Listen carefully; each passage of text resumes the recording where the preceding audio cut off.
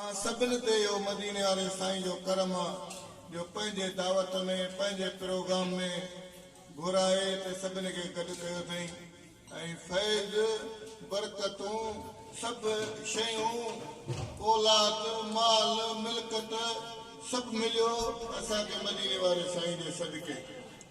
असांजो जिस्म असांजो रूह मदीने वारे साईं जे सदके, तव्हांजो जिस्म रूह मदीने वारे साईं जे सदके। ऐं रब तव्हां असां ते ख़ासि कुर्ब कयो जो अहिड़ो नबी ॾिनई जेको ॿियो कंहिंजो अहिड़ो को नबी आहे ई कोन। 1.25 लख नबी बि नफ़्सी नफ़्सी कंदा आहियूं, उहे बि चवंदा त मुंहिंजा मौला असां नबी त आहियूं पर महबूब ते असीं कलमूं था पढ़ूं, महबूब करीम सल्लल्लाहु अलैहि वसल्लम जा ग़ुलाम आहियूं। दोस्तो तव्हां ते असां ते सभिनी ते ख़ासि महिरबानी आहे। महबूब सुभानी अब्दुल कादिर जीलानी रहमतुल्लाह अलैह फरमाए थो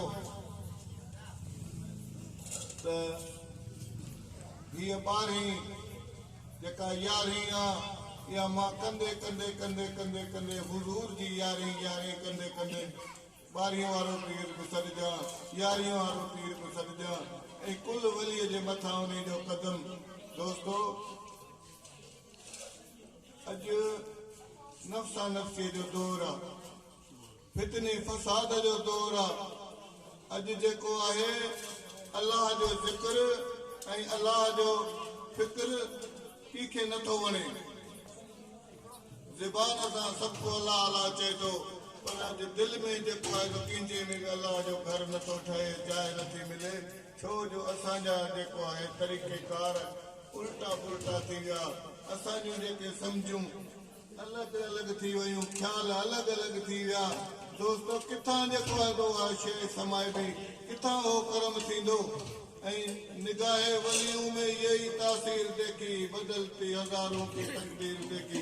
अॼु अहिड़ा बि दोस्त आहिनि जेके चवंदा आहिनि त यार वलियनि जे प्रोग्राम में बि कुझु कोन्हे, मस्जिद में बि कुझु कोन्हे, हुते बि कुझु कोन्हे। हाणे जेकी कुझु आहे सभु शइ मोबाइल में अची वई आहे, हाणे बसि सभु शइ घर वेठे वेठा ॾिसूं। पर दोस्तो असांजो आइनो बि ईअं क़बर में खुलंदो, असांजा अमाल बि ईअं क़बर में खुलंदा जीअं असीं मोबाइल खे खोले वेठा आहियूं।